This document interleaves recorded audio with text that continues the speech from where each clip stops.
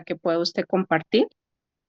Y pues mientras nos comparte su presentación el maestro Froilán, pues voy a darles unos datos que son importantes y que son datos realmente, pues es una síntesis de lo que es el maestro Froilán, pero antes de eso, quiero mencionarles a todos, sobre todo a los que ingresaron por primera vez, pues a darles la bienvenida por parte de Poder Nacional Ciudadano Mandante, que el cual es una agrupación que tiene como objetivo formar ciudadanos mandantes que en un futuro tomen decisiones en el ámbito municipal, estatal o federal, pero que marque una diferencia total, ¿no? De lo que hoy vemos como una oferta política, eh, que sí se pueda consolidar un proyecto político fuerte, pero sobre todo informado. Y pues bueno, aquí caben todos, también caben ciudadanos que pues quieran estar en esa calidad de ciudadanos eh, críticos y sobre todo pues que estén demandando a sus gobiernos pues lo que deben de hacer, ¿no? Entonces, bueno, pues esto es Poder Nacional Ciudadano Mandante y pues ahora sí paso a presentar al maestro Froilán.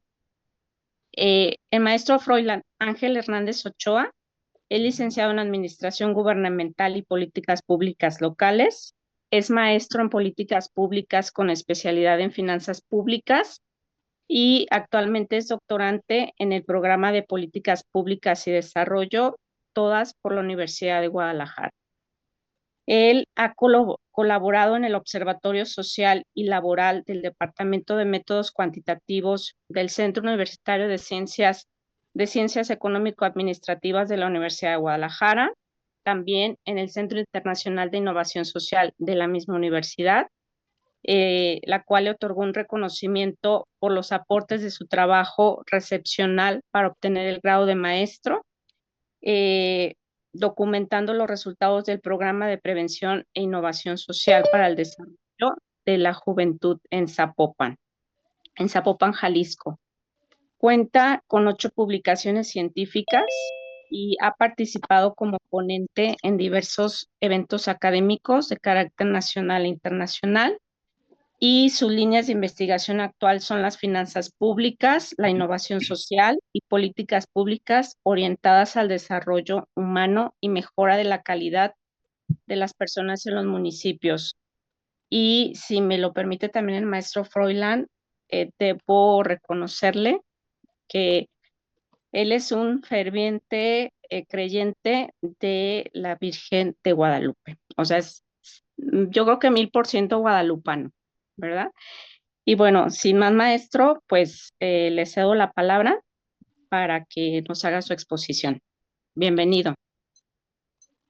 Perfecto. Muchas gracias, Lili, por la invitación, por la oportunidad que me dan de charlar con todos ustedes. Bueno, el tema que yo voy a exponer a continuación está titulado Retos y aprendizajes de la evaluación en las políticas públicas municipales. Y antes de comenzar, me gustaría preguntar si se ve el cambio de la diapositiva, solo para confirmar que... Sí, Ah, sí. perfecto, gracias. Bueno, miren, pues para abrir conversación esta noche, pues quise traer a colación este fragmento de un libro que estoy leyendo de la Madre Teresa de Calcuta, precisamente, ¿no? El arzobispo jesuita Perrier le escribe a la Madre Teresa de Calcuta cuando ella estaba apenas planteándose establecer su iniciativa de las misioneras de la caridad en Calcuta, en Bangladesh, allá en la India, pues estaba como que con muchas intenciones de establecer su iniciativa, su proyecto.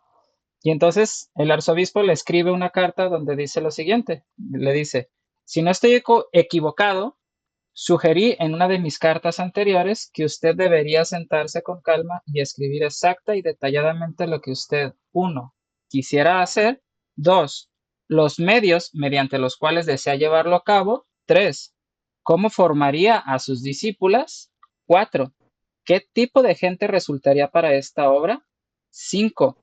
¿Dónde estaría el centro de su obra? 6. Si no es posible alcanzar este fin con otra congregación ya existente. 7. Si no sería más apropiado para llevar a cabo su proyecto servirse de algún tipo de asociación o cofradía y no de una congregación religiosa. Bueno, prácticamente lo que le estaba diciendo el arzobispo a la Madre Teresa de Calcuta era pues que le formulara un proyecto, ¿no? Esto en los años de 1947. Bueno, ya sabemos que esta historia fue muy exitosa, pero ese es uno de los retos actuales de la evaluación. Es decir, la evaluación como parte del estudio de las políticas públicas, que es lo que estudiamos, o lo que se recomienda que estudien quienes están en la administración pública, ya sea municipal, estatal o del gobierno federal, pues es que estudien lo que se le conoce como el ciclo de políticas públicas, ¿no? Que es este diagramita que ustedes están viendo aquí, es darle pies y cabezas a una buena idea, es hacer una valoración que te permite tomar decisiones para diseñar un, una iniciativa que le va a dar solución a un problema, ¿no? Básicamente, este diagramita, que es muy sencillo en las políticas públicas, nos dice, a ver, usted identifica un problema, lo caracteriza súper bien, identifica cuáles son las causas que están originando ese problema y en relación a ello, usted diseña una solución para darle solución a ese problema. Luego implementa esa solución que usted dijo que podría resolver ese problema y al final evalúa si lo que dijo que iba a hacer resolvió o no resolvió el problema. Entonces, nótese que la evaluación está hasta el final de este ciclo de las políticas públicas, ¿no? Entonces, uno de los retos actuales que tiene el municipio es estructural en cuestión de origen del estudio de la misma evaluación, es decir, la evaluación es el elemento o la fase del ciclo de las políticas públicas que ha sido menos estudiado, es de lo que hay menos literatura, ¿no? Entonces, digamos que no hay uh, tanta teoría como sí lo hay, digamos, en alguna de las otras etapas de la política pública, ¿no? Sin embargo, lo que hoy sabemos y lo que hemos, digamos, alcanzado como acuerdo, quienes tenemos la oportunidad de estudiar políticas públicas, es que la evaluación realmente está en todo el ciclo de la política pública, ¿no? Es decir, cuando nosotros identificamos, estamos en la parte de la identificación del problema, lo que hacemos es una evaluación diagnóstica. Es como cuando usted se enferma y va al médico, lo que hace el médico es saber qué le duele, cuáles son sus síntomas, déjele checo su presión, quizás su glucosa, dígame su expediente médico de qué se ha enfermado, ¿no? Etcétera. Entonces a usted le hacen una evaluación diagnóstica para identificar el problema. Luego se diseña una solución, ¿no? Entonces, bajo este mismo ejemplo, el médico le dice, a ver, pues usted se tiene que tomar este medicamento durante 10 días, esta medicina se la toma durante 6 días, esta crema se la pone durante otros 10 días, etcétera, etcétera, ¿no? Se está diseñando y le hacen una receta médica, ¿no? Entonces, eso se le llama evaluación prospectiva, desde el punto de vista de la evaluación, cuando a usted le están diseñando su solución. Luego, usted se va a encargar de tomarse esa medicina y usted va a monitorear si está implementando esa solución que le dijeron a usted.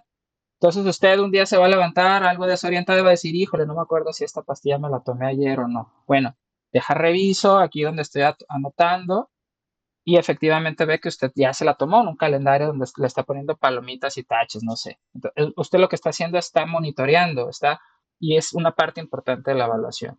Y al final, usted evalúa el resultado de haberse tomado o de haber implementado esa solución que le propusieron, ¿no? Usted evalúa si se siente mejor y eso se le conoce como una evaluación de resultados o una evaluación de impacto. Es decir, ¿qué es lo que sucede después de que yo me tomé esa medicina, ¿no? Pero bueno, notes aquí, hago énfasis, el reto es que los municipios tienen dificultad de transitar por este ciclo de las políticas públicas y de entender que la evaluación está, digamos, es inherente en todo el ciclo de las políticas públicas, ¿no? Pero bueno, entonces, ¿qué es la evaluación? ¿No? En este contexto, la evaluación significa la posibilidad de avanzar en la construcción de información a partir de la recolección de datos relevantes para ser transformados en evidencia que sirva para la toma de decisiones. Esta definición me gusta de estas autoras, Maldonado y Pérez, porque si se fijan, no nos habla de que la evaluación está al inicio, a la mitad o al final, ¿no? Entonces, nos permite entender a la evaluación como un elemento de las políticas públicas que está en todo el proceso de las políticas públicas, ¿no? Políticas públicas entendidas como la acción orientada a resolver problemas públicos. Eso es lo que significa políticas públicas. La acción orientada a resolver problemas públicos. Y la evaluación es una parte de las políticas públicas que es transversal o circular a todo el proceso de políticas públicas, ¿no? Pero bueno, eso lo sabemos ahora, esos son avances en la teoría, avances en el conocimiento que se han dado con años de estudio y con práctica, pero fíjense, esta definición nace en el año de 2018, ¿no?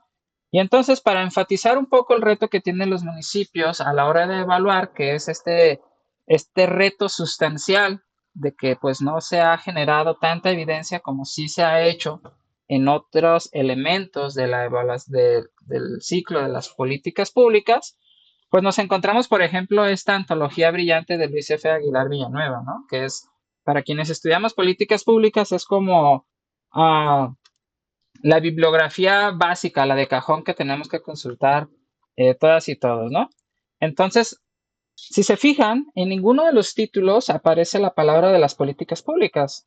De manera expresa se sobreentiende que alguna de las partes del ciclo de las políticas públicas está integrado en estos libros, ¿no?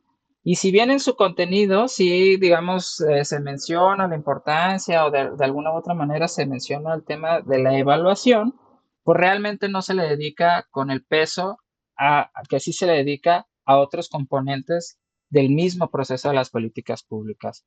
Entonces, sigo recalcando, el reto de los municipios que es sustancial a las políticas públicas, al estudio, al estado del arte, del conocimiento de lo que tenemos de las políticas públicas, es que realmente lo que hay de ello es muy, muy poquito, ¿no? Entonces, más recientemente, ya en este siglo XXI, en el 2015, 2018, incluso creo que este libro azulito de antología sobre evaluación de impacto sale por ahí del año 2020, si mal no recuerdo, pues son, digamos, recopilaciones de lo que se ha estudiado en otros países sobre la evaluación. El libro gris lo que nos trae es una compilación de, digamos, algunos textos que se consideran como esenciales para quienes quieren hacer evaluación, si quieren dedicar a evaluación o quieren seguir aportando al conocimiento sobre la evaluación, ¿no? Y el de la derecha, pues todavía es, digamos, todavía más punta de lanza, es todavía más innovador, porque una cosa es la evaluación de resultados, la evaluación diagnóstica, etcétera, y otra cosa es la evaluación de impacto. Más adelante vamos a ver algunos ejemplos respecto a lo que significa la evaluación de impacto. Entonces, nuevamente quiero reafirmar, hay un reto que tienen los gobiernos municipales sustancial a la generación del conocimiento o del conocimiento disponible sobre la evaluación y es que hay muy poquito, ¿no? Ese ya es un reto importante. Sin embargo, hay otros retos a los que se enfrentan los municipios en México. Uno de ellos, por supuesto, es que los municipios son los gobiernos que tienen menores capacidades institucionales si los comparamos, por ejemplo, con las entidades federativas o el gobierno federal. ¿Qué quiere decir esto de capacidades institucionales? Bueno, esto lo que quiere decir es que en general los municipios pues son los que tienen menos recursos económicos, por tanto no le pagan bien a su personal, por lo tanto no hay incentivos para que las personas pues trabajen, digamos, en los gobiernos municipales. Por lo tanto, tenemos generalmente en los municipios a personas no cualificadas o que no necesariamente sus estudios se han alineado o enfocado a resolver los problemas públicos o a dedicarse de manera, digamos, exclusiva al sector público. Les pongo un ejemplo muy básico. Por regla general, sabemos que un médico que te atiende en un hospital, un doctor, una doctora, estudió, por lo menos habrá estudiado unos 6, 8 años en su campo de la medicina, por ejemplo, 4 años de licenciatura, uno de especialidad, que la residencia, etcétera, etcétera, ¿no? Entonces nosotros cuando vamos a un hospital y nos está atendiendo un internista, sabemos y tenemos la garantía de que esa persona ha estudiado por lo menos 6 años para ese nicho específico de lo que se necesita, que es el área de la salud. Sin embargo, eso no sucede en los gobiernos, ni en los municipales, ni en las entidades federativas, ni en el federal, ¿no? Entonces, generalmente en los gobiernos municipales se encuentran el personal menos capacitado, por regla general, ¿no? Pero por supuesto que hay casos excepcionales y generalmente son las capitales de las entidades federativas, como lo son Guadalajara, como lo son Monterrey, como lo es la alcaldía Cuauhtémoc, etcétera, etcétera, ¿no?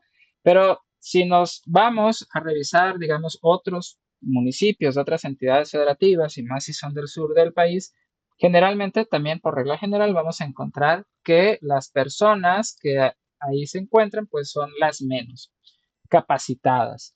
Esto pues también lo sabemos por las estadísticas. Por ejemplo, estas son algunas de las estadísticas más recientes. Ojo aquí, esto nada más son de las personas titulares de algunas direcciones, por ejemplo, la dirección de aseo público, la dirección de seguridad pública, la dirección de desarrollo económico, etcétera, ¿no?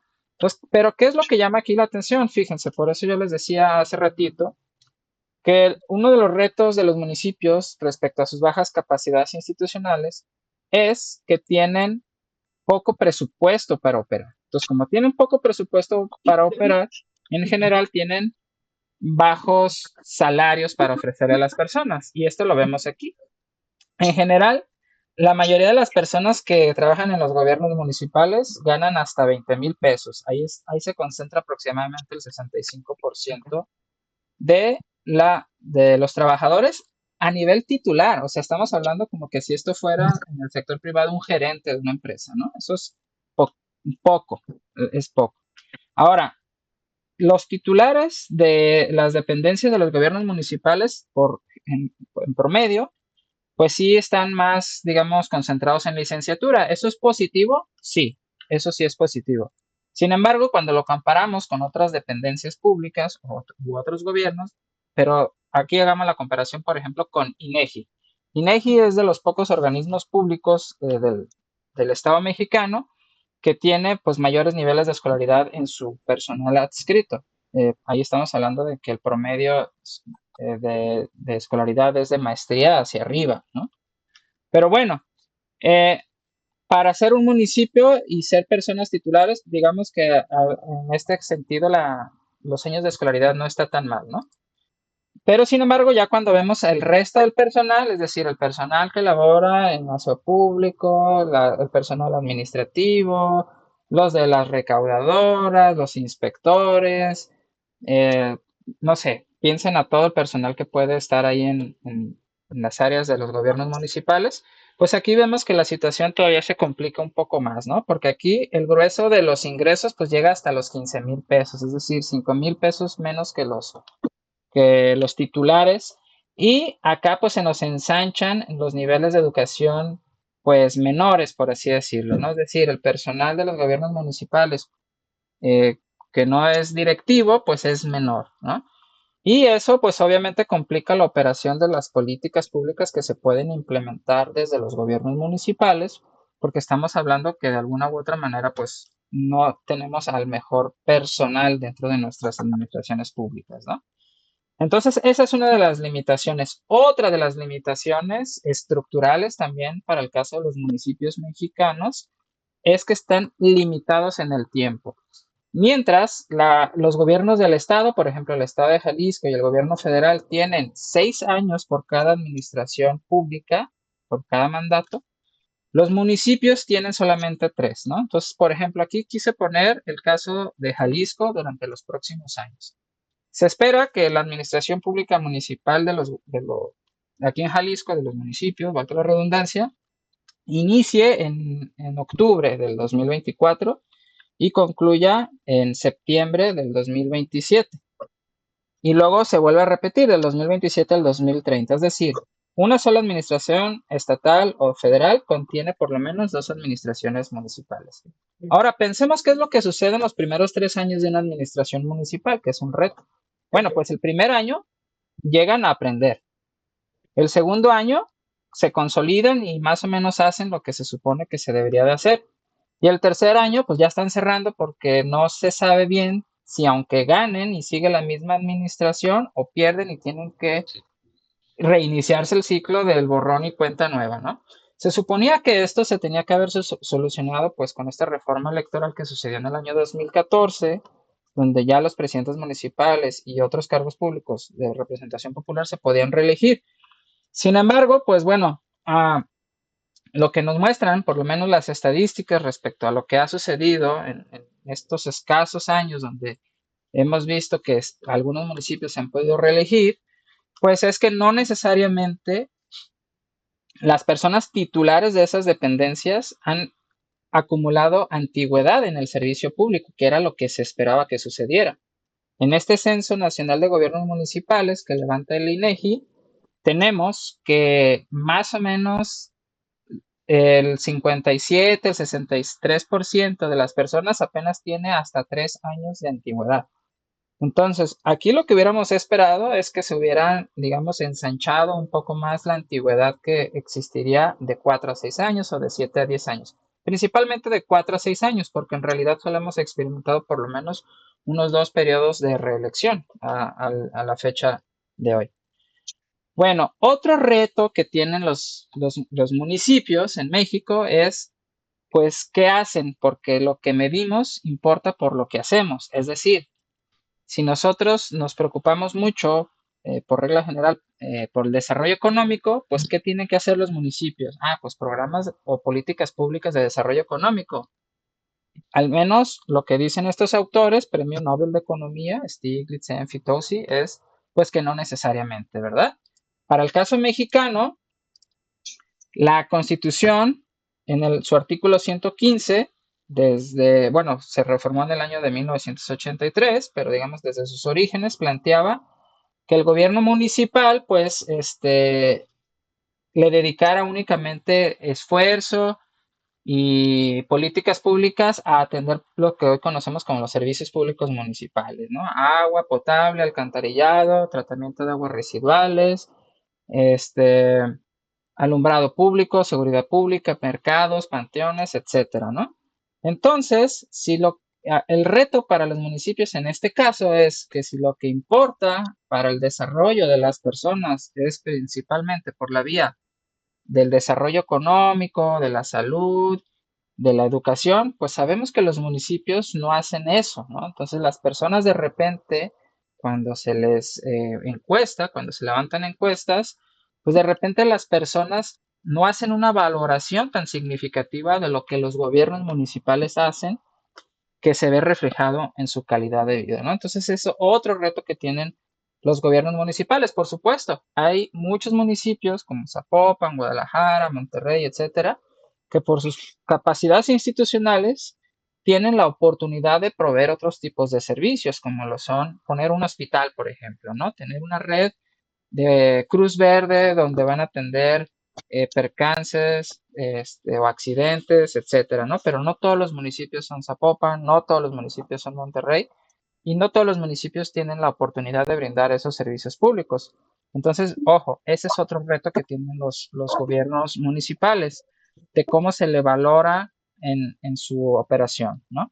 Bueno, pues ahora vamos a pasar por el otro lado, ¿no? Todo esto que les he platicado, pues nace de una evaluación del quehacer gubernamental de los municipios en México.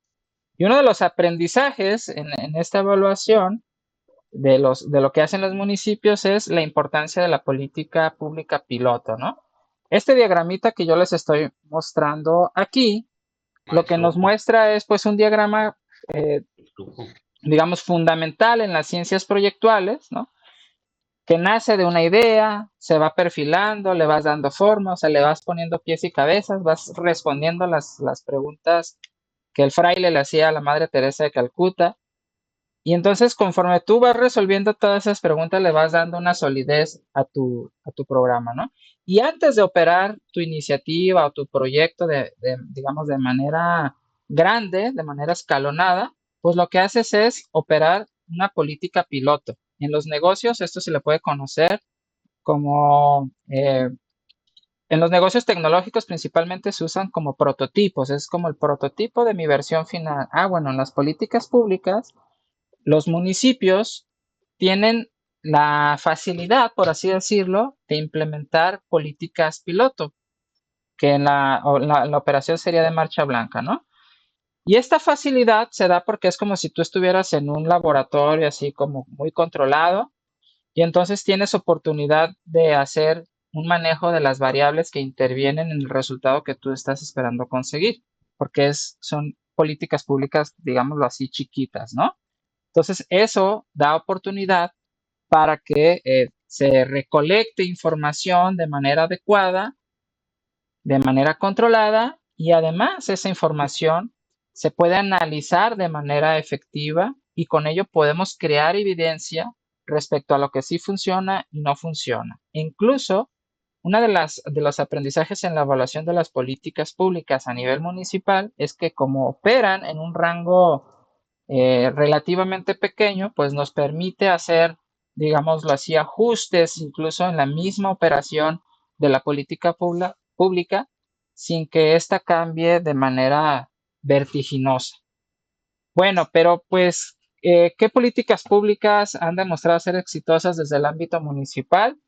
Desde el punto de vista de la evaluación, en la práctica de la evaluación, pues tenemos esta práctica, valga la redundancia, que fue una iniciativa del Centro de Investigación y Docencia Económica, o CIDE, que lo hacía junto con otras casas de estudio, como la Universidad de Guadalajara, etcétera, donde ellos entregaban el premio del gobierno y gestión local a los gobiernos municipales que demostraban tener políticas públicas efectivas, es decir, que lograban resolver problemas públicos que se habían propuesto desde un origen, ¿no?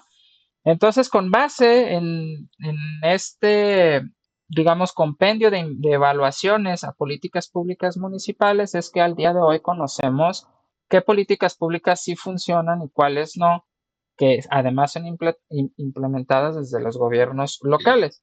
Solo por traer a colación algunas de las políticas públicas que son emblemáticas, por así decirlo, pues está este de Jóvenes con Porvenir, a quien la Asociación Civil de México Evalúa le hizo una evaluación de impacto.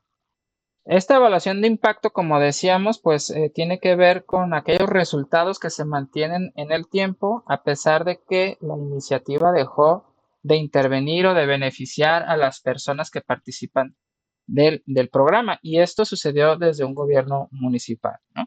Entonces, lo que tenemos aquí en esta gráfica son, digamos, los resultados más emblemáticos de dicha política pública. Lo que se logró con esta política pública lo vemos aquí a la izquierda, aquí donde estoy señalando, donde dice Jóvenes con Porvenir, que son estas gráficas de aquí, y se compara con un grupo de personas a quienes no se les benefició con este programa público. Básicamente lo que se demuestra es que quienes sí participaron en este programa público aumentaron sus ingresos en un 31%. Antes ganaban el 28% del rango que estamos viendo aquí, que es de los 6,700 a los 9,400 pesos mensuales. Quienes sí participaron de esta política pública, al término de su intervención y después de haber dejado de participar, aumentaron sus ingresos al 31%. Esto es significativo porque cuando lo comparamos con las personas que no participaron en este programa público, pues prácticamente esas personas se quedaron igual, es decir, esas personas estaban en un rango de ingresos y pasado el tiempo, esas personas seguían ganando el mismo ingreso. Caso contrario a las personas que sí se beneficiaron de esta política pública, ¿no? Entonces, bueno, vemos que el efecto es distinto para cuando se mide la marginación baja, es decir, que no son personas que están en una situación de pobreza, incluso en ese rango se logra aumentar el nivel de ingreso económico y también lo vemos pues con el grupo de edad que era como el prioritario, que son los menores de edad de 23 años, ¿no?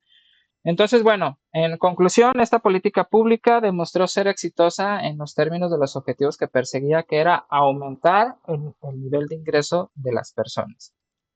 Otro aprendizaje que tenemos de una política pública exitosa es la que le tocó a su servidor, digamos, documentar en la tesis de la maestría, que se llamó Zapopan Rifa. Era un programa de desarrollo juvenil donde atendíamos a jóvenes en situación de riesgo por adicciones y violencia en colonias pues muy marginadas o con altos niveles de criminalidad en el municipio de Zapopan, ¿no?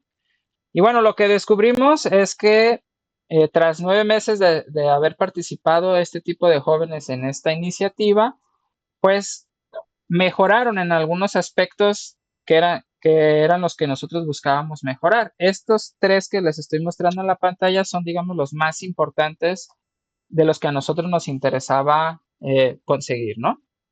Entonces, por ejemplo, nosotros el programa demostró que mejoraba la autoestima de las jóvenes y de los jóvenes, ¿no? O sea, pasaron del 52.99% al 68.72% cuando le hacíamos esta pregunta, ¿no? Siento que puedo ser yo mismo cuando estoy con otras personas. Aumentábamos sus niveles de capacidad para planear hacia futuro, pasaron del 42 al 48%, y lográbamos de manera marginal, pero lo logramos, pues que ellos despertaran en sus intenciones de planes a futuro, conseguir un mejor trabajo, mejorar su nivel de estudios o reanudar sus niveles de estudios, ¿no? Aquí, digamos, si se nota, pues el efecto va siendo cada vez menor porque conforme va pasando el tiempo, pues uno tiene oportunidad de dedicarle más atención y más esfuerzo a alguna de las áreas que se están dedicando acá, ¿no? Entonces, digamos que cuando llegábamos al noveno mes, pues ya habíamos trabajado 9 meses de autoestima. Cuando llegábamos al sexto mes, al noveno mes, pues ya habíamos trabajado 6 meses de planificación y los últimos tres, pues que era donde teníamos que trabajar la parte de la gestión para que ellos reanudaran, digamos, sus estudios o consiguieran un mejor trabajo, pues era la que menos se había trabajado, por eso el resultado ahí es menor, ¿no? Y bueno, para ir cerrando, ¿cuáles son los retos de los municipios cuáles son los retos que tiene el municipio en materia de evaluación? Lo repito, limitaciones en el campo de estudio de la evaluación. Hay poquita teoría, hay poquito conocimiento. No estamos en ceros, pero hay poquito, ¿no? Entonces, esa es una limitación que tienen los municipios de acceder al conocimiento respecto a la evaluación de las políticas públicas. Otro reto que tienen es pues la ausencia de la incorporación de la evaluación a lo largo del ciclo de las políticas públicas. ¿Por qué? Porque se piensa que la evaluación es algo que está al final de la política pública, cuando en realidad es circular al todo el proceso de las políticas públicas. Otro reto que tienen los municipios son sus bajas capacidades institucionales, es decir, cuentan con poco personal que le sepa esto de la evaluación. También otro reto que tienen son que hay incentivos débiles para las personas. Lo mismo, no como no. Imagínense una persona que estudia hasta maestría, ¿no? Estar, digamos, sujeto a que cada 3 años puedes tener o no empleo, estar en un estrés electoral donde no sabes si te vas a quedar a trabajar o no. Entonces, una persona que estudia 6 años en una educación superior, pues no le llama tanto la atención, ¿no? Entonces, hay bajos incentivos para que las personas con los niveles de estudios que necesitamos estén en estos puestos de administración pública municipal. Y el último reto que tiene el municipio, pues es que su agenda constitucional está limitada a un conjunto de servicios públicos a los que además se ve obligado constitucionalmente a cumplir y que no necesariamente son los que valoran las personas cuando se les pregunta respecto a qué elementos de la calidad de vida consideran valiosos respecto a lo que les ofrecen los distintos gobiernos que hay en el país, ya sea el federal, el de los estados o los municipales, ¿no? Y por último, los aprendizajes que nos han dejado el estudio de los municipios en materia de evaluación es que hay políticas públicas municipales que cuando se implementan en ambientes controlados pueden tener éxito. Y esto nos puede ayudar a generar información, con ello una mejor capacidad de análisis para crear evidencia y tomar decisiones que luego nos la podemos llevar a otros niveles de gobierno, ya digamos escalándolo y con un mayor impacto y con un mayor alcance. Bueno, como reflexión final, tengo que, bueno, a ver, pues si bien es cierto que los municipios al día de hoy enfrentan grandes retos desde que fueron concebidos en los años de 1983 y tras las constantes reformas que han tenido a lo largo del tiempo, pues también es verdad que los municipios ya han generado unas ciertas capacidades de conocimientos que le permiten diseñar e implementar políticas públicas que al final del día son valiosas para las personas porque las personas sentimos y valoramos que eso que hacen los municipios le aportan a nuestra calidad de vida. Sin embargo, para saber si eso es cierto o no es cierto, pues tenemos que evaluar eso que hacen los municipios. Y bueno, pues hasta aquí dejo mi presentación. Me gustaría dejar un tiempo para preguntas y respuestas y si lo ven conveniente, les abro el micrófono. Sí, muchas gracias, maestro Roilán, por tan interesante charla. Y pues bueno, abrimos el espacio para preguntas y respuestas y iniciamos, bueno, les pedimos que su pregunta sea breve, que cuando tomen la palabra nos digan su nombre y de dónde son. Iniciamos con Isela. Hola, ¿qué tal, maestro? Buenas noches, me llamo Isela Carrera, soy de Torreón, Coahuila. Entonces, me parece muy interesante su plática, cómo se han interesado en ver o sea, todo lo que son los municipios, lo que necesitan como para implementar esas políticas. Se me hizo muy interesante porque pues podemos ahí ver que no, que a México, pues, cómo le hace falta pues pues está un poco retrasado, aunque dice que ya algunas veces pues ha habido unos que tienen más recursos y otros no tanto, pero que han hecho avances. Yo le preguntaría si no se le hace buena idea como hacer un sistema de estandarización de ese proceso que usted estuvo explicando, como un tipo estándar que se pudiera utilizar en todos los municipios de ser posible, o sea, se me hace así como un tipo de desarrollo, algo tecnológico, ¿verdad? Y que luego después de eso, o sea, con esa estandarización, pudieran implementar tipo una automatización, así tipo usando ahora la tecnología que hay de data scientist, data analysis, pero no nada más eso, sino que también tipo interfaz, un software, algo que les permita a la gente, pues poderme, por ejemplo, a mí se me ocurre, ¿verdad? No sé si ¿cómo ve eso, verdad? O sea, de que se pudiera implementar eso en un tipo software, interfase, todo ese, como primero todo el proceso de qué política pública se va a hacer, que se vaya llevando todo ese proceso y al final que la evaluación fuera una forma estandarizada. O sea, yo veo algo ahí que se puede automatizar y que eso podría ayudar pues a que México, pues en muchos municipios se pudiera implementar eso. O sea, no sé cómo le parezca esa idea a usted, o si ya lo han hecho, o si traen una idea así parecida. Gracias, Isela. ¿Contesto? Sí, ¿verdad? ¿O dejamos otras preguntas? Sí, adelante. Gracias. Gracias, Isela. Muy interesante su pregunta. Creo que para tratar de responderla me gustaría decir que yo pienso en la estandarización más como lo que se le conoce acá como el sistema profesional de carrera, ¿no?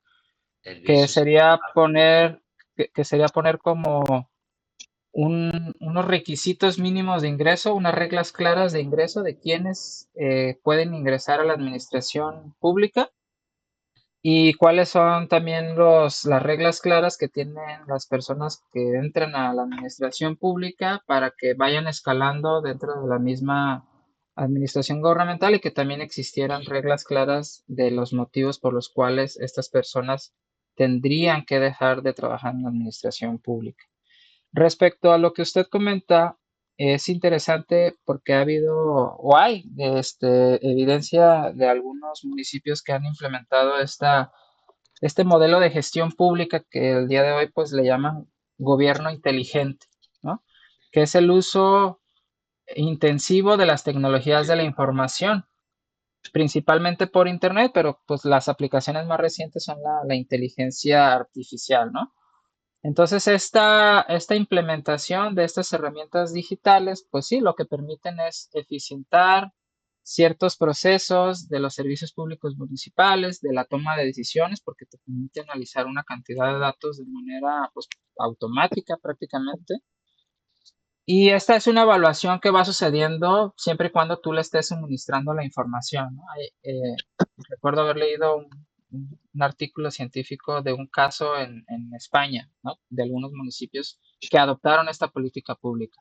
Así Sin es. embargo, sin embargo, también me llama a la reflexión, para el caso mexicano al menos, la brecha tan grande que tenemos lo que se le conoce como la alfabetización digital, ¿no?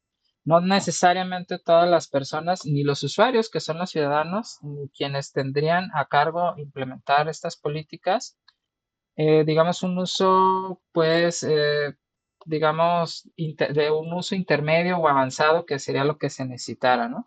Por ejemplo, a su servidor le tocó la oportunidad de colaborar en un proyecto de consultoría con el gobierno del estado de Jalisco. Lo que a mí me tocó hacer precisamente fue estandarizar unas bases de datos en temas de finanzas públicas.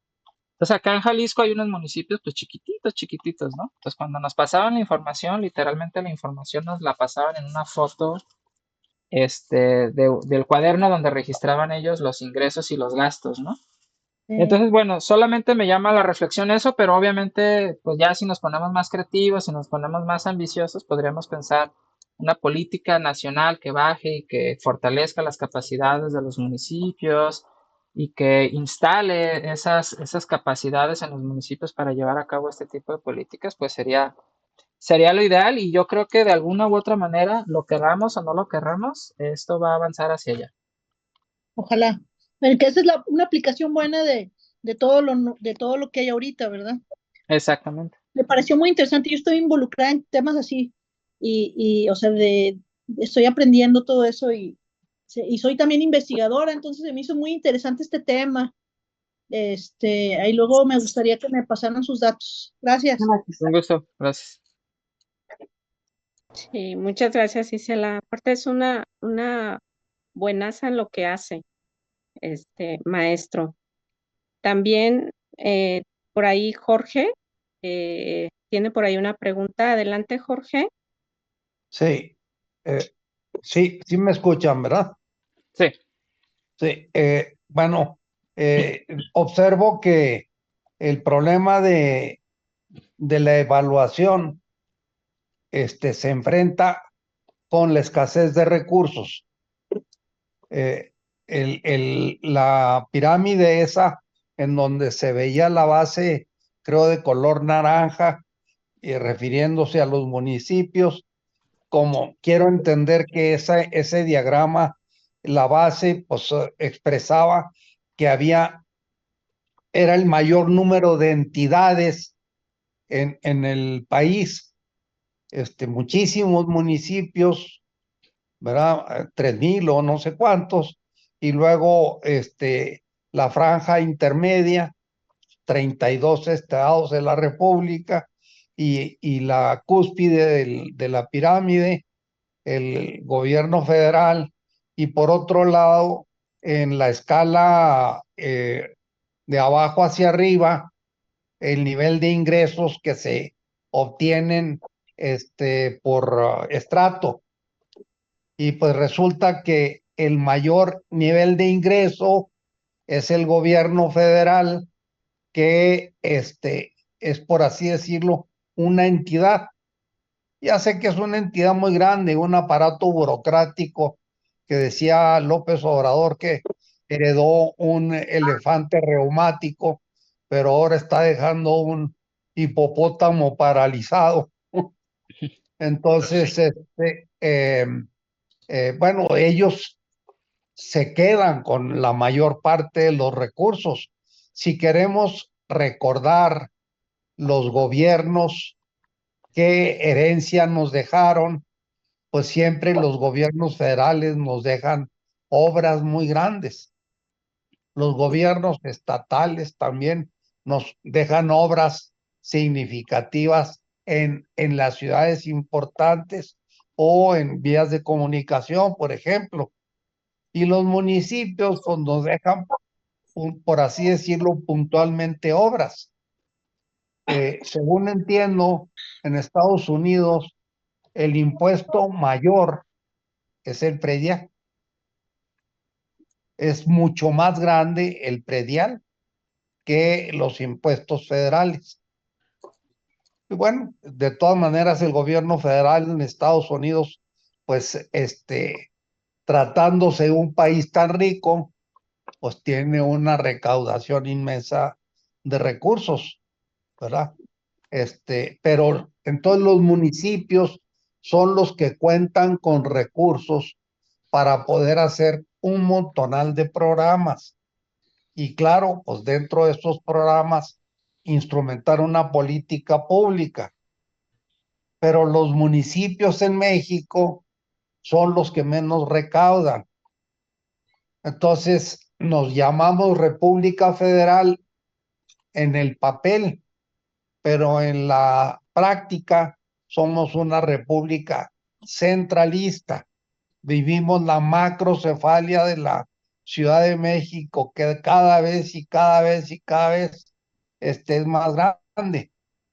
Y no para, es un barril sin fondo y hay que meterle más recursos, y es el gobierno federal el que se encarga de ser el salvador de esa macrocefalia, ¿verdad?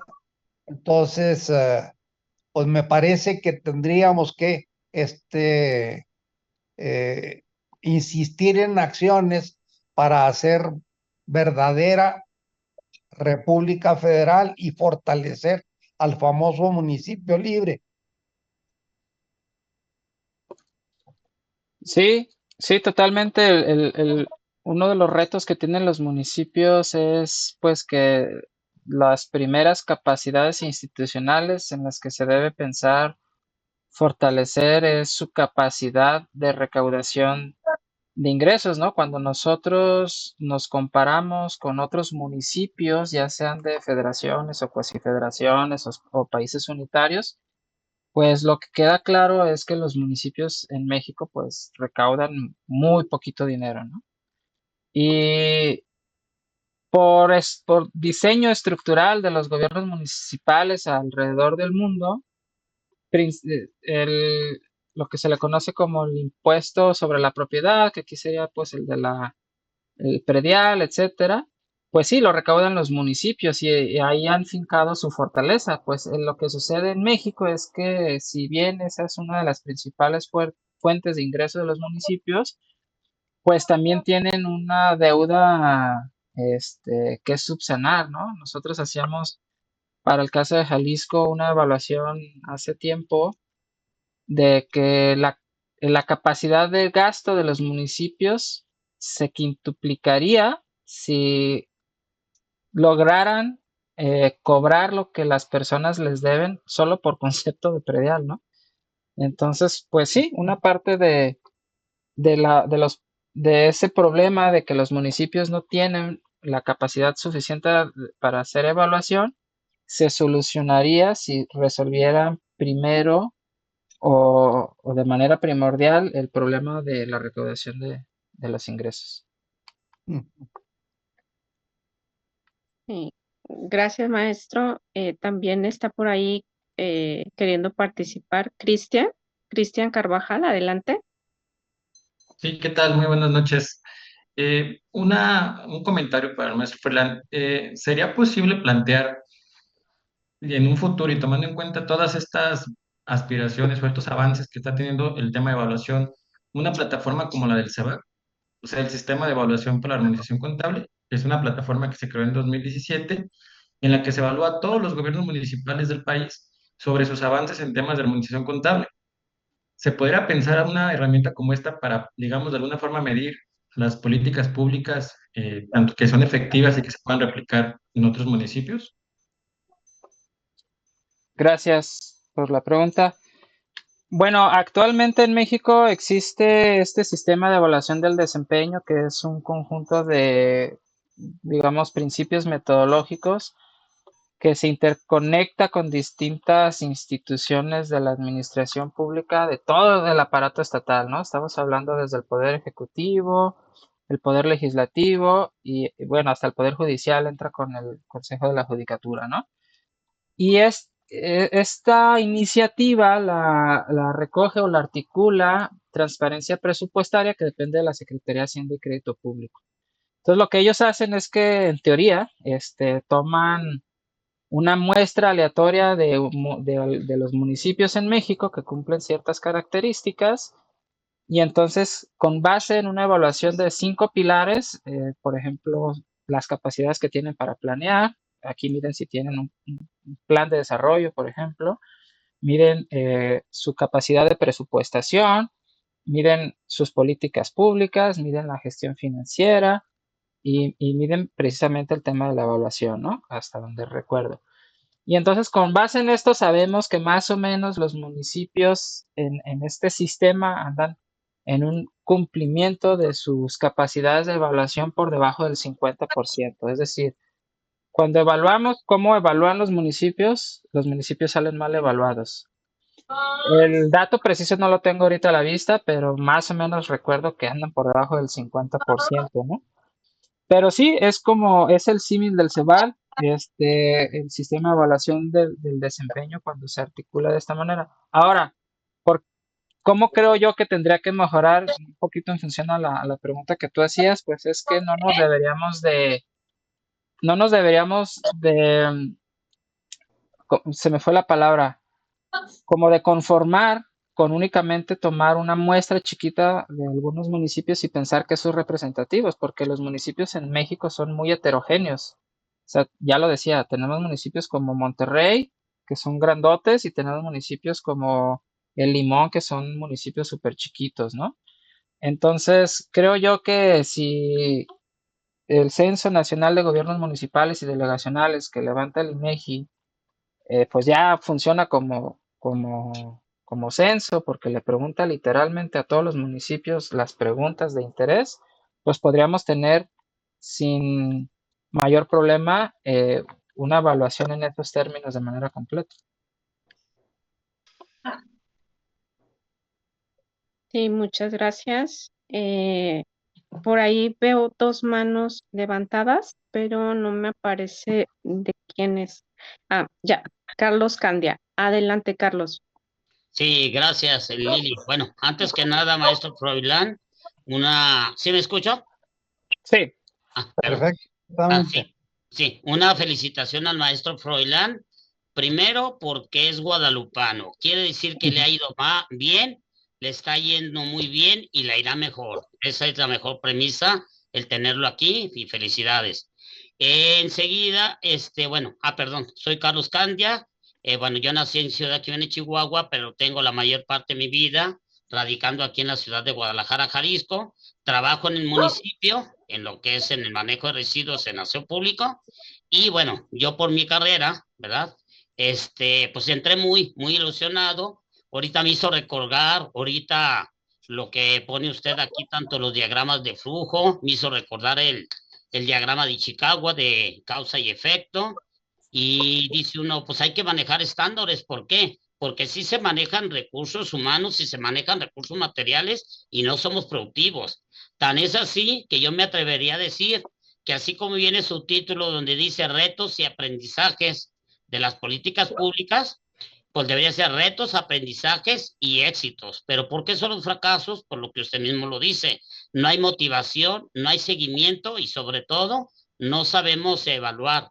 Nos falta el servicio civil de carrera, aprovechar más el recurso humano. Y bueno, mi pregunta, hice esta como introducción, mi pregunta es, ¿dónde cree usted que sea una de las causas centrales neurálgicas en las cuales radica en el municipio, que como dijo usted, la curva del aprendizaje llegan, aprenden y resulta que cuando ya se andan yendo, pues se dedicaron a otra cosa, ya sabemos a qué.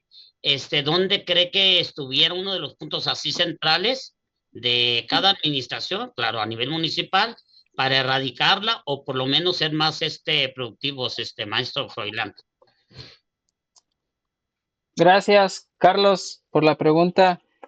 Sí, yo estoy convencido y soy de los defensores de que tenemos que tener un sistema civil de carrera o un sistema profesional de carrera, se le nombra de distintas maneras, pero Sí. conceptualmente es lo mismo, ¿no? Sí. Insisto, tenemos que crear reglas claras por medio de las cuales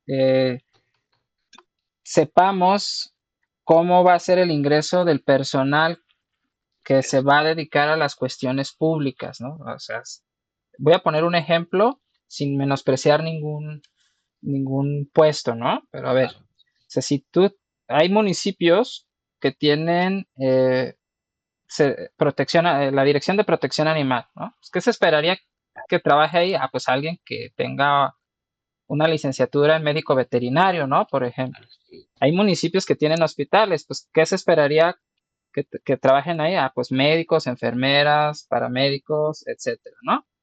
Pero cuando las cosas van siendo menos obvias, como por ejemplo, pues quién va a ser el director de obras públicas, pues ya no queda claro si quien va a ocupar ese cargo es el que es más amigo eh, de un presidente municipal o qué sé yo, o qué requisitos tendría que cumplir una persona que tendría que ocupar ese cargo, ¿no?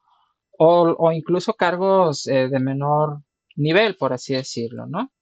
Entonces creo yo que la causa está en la ausencia de un sistema profesional de carrera. Hay algunos municipios que lo tienen de manera parcial, ¿no? Por ejemplo, el caso del municipio de Zapopan tiene un servicio profesional de carrera en su área de seguridad pública.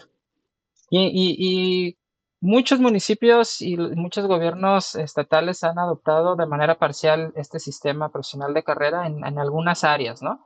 Entonces ahí te queda claro porque hay una convocatoria, la convocatoria es pública, tú vas, metes tus papeles, haces la academia, te hacen controles pues para ver si no estás vinculado con el crimen organizado, qué sé yo, y entonces se supone que tras un proceso, pues ya se puede dictaminar si tú eres apto o no para el servicio público en esa posición en la que tú estás interesado en participar, ¿no? Pero eso no sucede en todo el municipio, en todos los municipios, no sucede en todas las áreas. Entonces estoy convencido de que esa es una de las causas, ¿no? La ausencia de ese servicio profesional de carrera. Y ahora, con base en esta curva del aprendizaje que mencionabas, también quisiera hacer énfasis un poco en esto que yo les decía de los retos que hay respecto a que en temas de políticas públicas y además de evaluación todavía más, pues hay poco conocimiento. Es decir, miren, supongamos, yo nací en 1990, tengo 33 años, mi hermano nació en 1980, ¿no? Entonces, pues nos llevamos 10 años de diferencia. Si mi hermano hubiera querido estudiar algo, si mi hermano al día de hoy quisiera trabajar en administración pública municipal, y tuviéramos un servicio profesional de carrera, quizá él no podría entrar porque hace 10 años, llevaremos 10 años de desfase en el tiempo y hace 10 años él no hubiera tenido la oportunidad de ingresar a estudiar administración gubernamental y políticas públicas, ¿no? Simple y sencillamente porque no existía nadie que le supiera esos temas y no existía esa formación. Entonces, el reemplazo generacional tiene que ser hacia adelante. Tenemos que resistir y hacer lo mejor que podamos hacer con el personal que tenemos ahorita. Y esa curva de aprendizaje eventualmente va a alcanzar un punto donde lleguemos a un estado en el que vamos a tener a muchas personas con las capacidades suficientes y necesarias para cubrir esos puestos públicos. Pero si no empujamos para que eso suceda y sea una realidad, sea una política mandatoria, casi que obligatoria para los gobiernos municipales, pues vamos a seguir estancados y vamos a seguir en las mismas. Muchísimas gracias por la respuesta, gracias. Al contrario, gracias a usted. Gracias, Carlos. Bien, pues voy a hacer una pregunta, maestro, si me permite. Ahorita que menciona en específico lo de servicio civil de carrera, que es muy importante, pero también cómo hacemos para que dentro, bueno, porque la evaluación tiene muchas perspectivas, ¿no? En la evaluación tienen que ver aquellos quienes operan los programas, aquellos quienes van a evaluar y por supuesto los ciudadanos. Pero si los vemos, si separamos estas poblaciones, por decirlo así, ¿qué es lo que nos dicen las dependencias? Mi responsabilidad es operar el programa, no evaluarlo. Y luego cuando les dices, oye, de tu presupuesto tienes que destinar un porcentaje a la evaluación del programa, te dicen, no, eso que lo resuelva la Secretaría de la Hacienda o la Hacienda Pública o a quien corresponda, ¿no? La tesorería. Entonces, nos encontramos como con este problema de falta de una cultura de evaluación, tanto dentro del gobierno como fuera de él. Entonces, ¿cómo hacemos para que esta cultura de la evaluación avance en estas tres perspectivas? Gracias, Lili. Muy retadora la pregunta. No me quiero repetir, pero más bien aquí voy a dar un complemento a lo que ya veníamos hablando del servicio civil de carrera, ¿no? Que yo les decía, ahorita pues tenemos que resistir y tenemos que hacer lo mejor que podamos hacer con la cantidad de personal disponible para trabajar en las administraciones públicas municipales, ¿no? Ya les decía yo que el capital humano mejor formado no está dentro de los municipios y no va a estar dentro de los municipios hasta que no tengamos un servicio profesional de carrera, porque no hay incentivos para que una persona que se la pasó estudiando 18 o 16 años de su vida llegue a trabajar en una administración pública municipal donde no sabe si su fuente de ingreso va a depender de una elección electoral o de sus funciones, ¿no? Entonces no hay incentivos para que las personas, ¿no? Entonces, ese es un primer cambio que se tiene que hacer. Tenemos que cambiar la cultura estructural del diseño del municipio. Pero, ¿qué sí podemos hacer de hoy a 10 años? En lo que se forman las próximas 2, 3 generaciones de administradores gubernamentales. Capacitar al personal que está en los gobiernos municipales. ¿A quién tenemos que capacitar? Principalmente, en mi opinión, es al personal de base, porque de nada o de muy poco sirve que nosotros capacitemos a personal eventual o de confianza, que sabemos que van a durar 3 años en la administración pública y que tal vez se van a ir y se van a llevar ese conocimiento. Nosotros lo que necesitamos es que el conocimiento se quede ahí por lo menos durante 10, 15 años en las administraciones públicas municipales. Entonces, ¿cómo podemos instalar esa cultura de la evaluación de las políticas públicas en las administraciones gubernamentales actuales? Pues por medio de una política intensiva y masiva de capacitación al personal, principalmente de base de los gobiernos municipales, donde uno de los propósitos explícitos de la implementación de esa política sea que se apropien de la cultura de la evaluación, porque en efecto, legalmente, todos los gobiernos están pues obligados a dedicar una parte del recurso con la que operan las políticas públicas para evaluar. Y esa evaluación no es autoevaluación, esa evaluación es licitar para que alguien venga y te evalúe. Es decir, tú nada más tienes que dar los términos de referencia, pero tú legalmente estás obligado como municipio a decir, necesito que me hagan evaluación a estos 3 programas públicos porque son los prioritarios de mi administración pública y un evaluador externo se encargará de hacerlo. O sea, ni siquiera lo tienen que hacer los municipios, pero en efecto, falta e incumplen muchos municipios el apartar esa partida presupuestal para que sus políticas públicas sean evaluadas, ¿no? Entonces ahí sí, esa otra parte del problema tal vez se resuelva un poco de manera coercitiva por medio de quienes transfieren recursos, puede ser el gobierno federal, puede ser por medio de la hacienda pública, puede ser la Auditoría Superior de la Federación, por parte del Poder Legislativo, pueden ser las contralorías por parte de juicios administrativos que podrían depender o caer en instancias del Poder Judicial. No sé, o sea, son los caminos que se me ocurren. Ahí está. Sí, muchas gracias. Creo que ya nada más queda una pregunta. Jorge, ¿tienes otra pregunta? Sí, O- sí, bueno, primero un breve comentario y me disculpo. Mi nombre es Jorge Luis Vargas Romero, que ya tuve una intervención anterior y soy vivo en la ciudad de Chihuahua, soy originario de la ciudad de Chihuahua.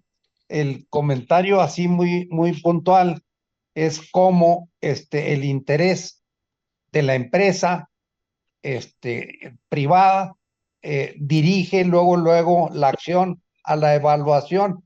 Y un caso muy sencillo son los call center, por ejemplo, de Aeroméxico, en donde habla uno y luego después de que lo atienden, le dicen a uno, lo dejo en una breve encuesta. Y ahí está inmediatamente la evaluación del que recibió el servicio para poder dar su opinión si fue bien atendido, si le resolvieron los problemas, etcétera, ¿no? Y luego, respecto al asunto de la servicio civil de carrera, bueno, junto con el servicio civil de carrera, creo que hace falta la figura del city manager que hay en Estados Unidos y que ese no cambia a pesar de que haya cambios en las administraciones, en los partidos gobernantes y junto con el asunto del city manager es una ley de continuidad de la obra y las políticas públicas, porque pues tenemos el triste, yo he visto muchos casos aquí en Chihuahua de obras que se dejan a medias y porque las tenía un partido y ahora las tiene el otro y luego ya al final de la administración se retoman otra vez para que el nuevo partido que ocupó que ganó la elección se ponga la medalla de que es obra propia y no que fue una iniciativa de la administración anterior. Entonces, el más triste caso de todos es el Aeropuerto Internacional de la Ciudad de México, en donde pues, se perdieron cientos de millones de pesos. Debe haber una ley de política, una ley de continuidad de obra pública y políticas municipales, creo yo. Gracias, Gracias. don Jorge. Está también Estela Valles. Adelante, Estela. Sí, buenas noches. Mucho gusto en conocerlo y muchas gracias por esta exposición tan interesante. Yo quiero compartir un poquito de la experiencia de aquí del municipio de Chihuahua, un poquito más como teórico, práctico, más bien práctico que teórico. Hemos tenido aquí la experiencia de la intervención del empresariado comprometido de manera social que han colaborado tanto como con el gobierno estatal como con el municipal. Eh, También he sabido de municipios inclusive chicos, como por ejemplo, bueno, yo aquí vivo en el estado de Chihuahua, en la capital, y por ejemplo, pequeños municipios como Meoqui, cuando el presidente municipal se movió a gestionar recursos desde la federación, inclusive eran partidos que ni siquiera era el mismo partido, el municipio era un partido y la federación era otro. Sin embargo, por la gestión del presidente municipal, se logró traer recursos a ese municipio. Igualmente, la gobernadora aquí, cuando ella fue presidenta municipal aquí de la ciudad de Chihuahua, también pudo hacer gestiones con la federación y con el estado, porque ella era presidenta municipal, y se lograron hacer muchísimas obras que de ninguna otra manera se pudieran haber realizado. Entonces, el hecho de la gestión especialmente de los presidentes municipales, que son los que más importan porque son los que estamos más cerca de nuestras necesidades, es muy importante. Y también veo el compromiso del empresariado, y yo creo que eso lo ven mucho en Nuevo León. Yo he visto cómo ha crecido todo el estado, pero un renglón que sí está descuidado es el de la subsidiariedad, de que no se gestionan recursos u obras o para los municipios, como nos decía usted, nuestro expositor, con los municipios pequeños o más necesitados. Entonces yo creo que eso sí está faltando. Y bueno, y ya como pregunta es, como nosotros como asociaciones civiles, como ciudadanos, ¿cómo podemos colaborar para que esas obras, tanto en nuestros municipios como en los municipios que lo requieren, de qué manera podemos colaborar? Muchas gracias, Estela. Muy bueno el comentario y muy buena la pregunta. Me da oportunidad para retomar un poco lo que decía también Jorge, porque precisamente tuve la oportunidad de ir a Chihuahua hace algunos años y precisamente con un grupo de empresarios, de asociaciones civiles y también con el gobierno municipal de Chihuahua, pero principalmente, digamos que la invitación que nos hicieron fue por parte de las asociaciones civiles, que era, que se financiaba como por parte de este fondo que tiene, que creo que se llama FECHAC, no sé si lo ubiquen. Sí. Y este está muy interesante porque tiene un modelo de presupuesto basado en resultados, pues muy robusto, ¿no? Que es lo que se esperaría que existiera. Es decir, ellos dicen, a ver, yo les voy a dar 100 pesos. Por cada 100 pesos que tú le inviertas a este programa, dime qué objetivos estás consiguiendo. Entonces, surgen, digamos, respuestas como que, por cada 100 pesos que se invierten en este programa se reduce en 1% la delincuencia, o se reduce en 1% los niveles de adicciones, o se aumenta en 10% los niveles de ingreso, ¿no? Y eso es importante en términos de evaluación, porque como bien lo decía Jorge, pues tú vas haciendo evaluación como cuando te hacen en call center, ¿no? En automático. También retomando un poco una de las preguntas que hacían al inicio, Isela, pues era, es las bondades de utilizar la inteligencia artificial o la automatización de la información, porque te permite saber qué resultados, te permite monitorear los resultados casi que en tiempo real de que vas implementando la política pública, ¿no? Y bueno, acá otra pregunta, otro comentario interesante que hacía Estela en cuanto al tema de las gestiones, digamos, titulares de las presidencias municipales o de las alcaldías es lo que nos debería llamar preguntar es, a ver, ¿tenemos que conservar este modelo donde la clase política debe gestionar recursos entre ellos? Si bien entendí que esta gestión fue exitosa a pesar de que había una diferencia entre partidos, pues también corre el riesgo de que no necesariamente vaya a ser así con otras experiencias. Entonces yo soy de la idea en el que sí tenemos que ser un poco cuadrado, al menos en esos términos, de la gestión de los recursos para que no dependa de la buena voluntad de la persona que te puede dar los recursos, es decir, de un nivel de gobierno superior, pero que tampoco dependa de si quien ocupa el cargo en la presidencia municipal se puso las pilas y entonces va a hacer las gestiones necesarias, porque qué tal si no hace qué tal si no nos sale tan buen gestor. Eso implica que pues no va a obtener recursos para resolver problemas públicos, ¿no? Entonces debería de haber unas reglas muy claras que más o menos las hay con la ley de coordinación fiscal, que bueno, está en debate si se deben de actualizar. Claro que se deben de actualizar, por lo menos se deberían de actualizar cada 4 años. El origen de la ley de coordinación fiscal es más político que técnico, aunque el contenido de la ley es muy técnico. O sea, tú la ves y ves fórmulas matemáticas en una ley y te asustas, ¿no? pero el fondo de ese tipo de leyes al final del día es político. Entonces acá lo que debemos buscar es, eh, digamos, separarnos un poco de la gestión y de la voluntad política y dejarlo al cauce de las necesidades reales de las personas. Por eso nos vemos en la necesidad de contar con ustedes, y aquí lo hablo como si yo perteneciera al sector público, porque en algunos momentos lo he hecho, pero el gobierno no puede solo, o sea, el gobierno está rebasado, la cantidad de problemas que hay en México es gigante, necesitamos de los empresarios y necesitamos de las asociaciones civiles.